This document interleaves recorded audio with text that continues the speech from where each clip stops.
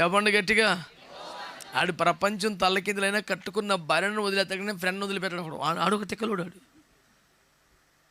భూమి మీద ఏ ఫ్రెండ్ అయినా నీ జీవితంలో శరీరంలో సగం అవుతాడా? తెలివి ఉందా నీకు? పెద్ద తెలివిలో మాట్లాడితే తెలివి లేకుండా. భార్య అంటే ఏంట్రా అమ్మాయి కూడా ఏం చెప్తుంది వాక్యం?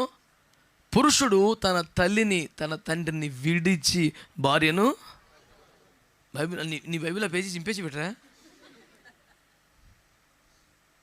భార్యను హత్తుకోవటం కోసం తల్లిని తండ్రిని ఉందా బైబిల్? అలాగా మీ బైబిల్లో ఉందా? అంటే ఒక్కొక్కసారి భార్యకు చేరువ అవటం కోసం, భార్యను కంఫర్ట్ చేయడం కోసం, భార్యను ఆదరించడం కోసం, భార్యను హత్తుకోవటం కోసం, భార్య గాయాలు మానపడం కోసం, భార్యకు భరోసా కల్పించడం కోసం, దేవుని ఎదుట సంఘం ఎదుట పొలోమం చేసిన ప్రమాణాల్లో నిలబడటం కోసం అవసరమైతే తల్లికి తండ్రికి దూరం అవ్వాల్సి వస్తుంది అని చెప్పాడు. నిన్న కాక మొన్న వచ్చావు ఫస్ట్ నుంచి అమ్మ నాన్న కాదని ఎవరనేసారు? మేంగా నిన్ను కనిపించేసామేటి? కాదు కదా. కానీ వాక్యం ఏం చెప్పింది? పురుషుడు తన తల్లిని తండ్రిని విడిచి భార్యను, అది నా కెపాసిటీ అంటే కలబడి కొట్టేయటం కాదు. మాట్లాడితే పశుబలాన్ని ప్రదర్శించి అనవసరపు అడ్డగోలు మితిమీరిన ఆధిపత్యాన్ని ప్రదర్శించి ఎంతలో ఉండాలో అంతలో ఉండు. నువ్వు అంతంత అయిపోతున్నావు రా. మరి నువ్వు ఎంతలోనే ఉండాలి, నువ్వంతా తప్పు. ఇప్పుడు శరీరం అంతా వదిలిపెట్టి తలకొకటి ఎంతలా అయిపోతే ఏం బాగుంటుందా? మెదడు వ్యాపకం భయంకరంగా ఉంటుంది.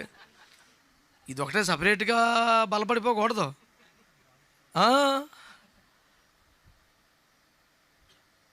మరి శరీరం చూస్తేనేమో మొగజాని చేలో పెడతారు కదా, ఎటది దిష్టిబొమ్మ, ఒక కర్ర ఇటు ఒక రెండు సిలువులాగా పెడతారు అల్లును. అందరికీ సిలువు సెంటిమెంటే. ఏ క్లాస్ అని డ్రెస్ వేస్తారు గెడకరకే,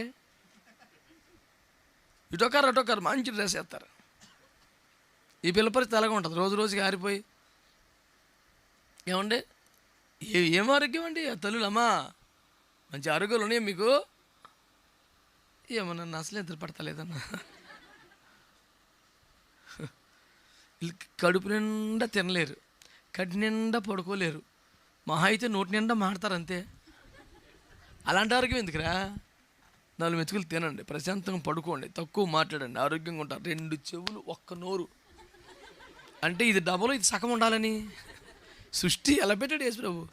దీంట్లో రెట్టింపు ఇది, ఇందులో సగం ఇది డబల్ ఆడిపోయి ఇదేమో తక్కువ.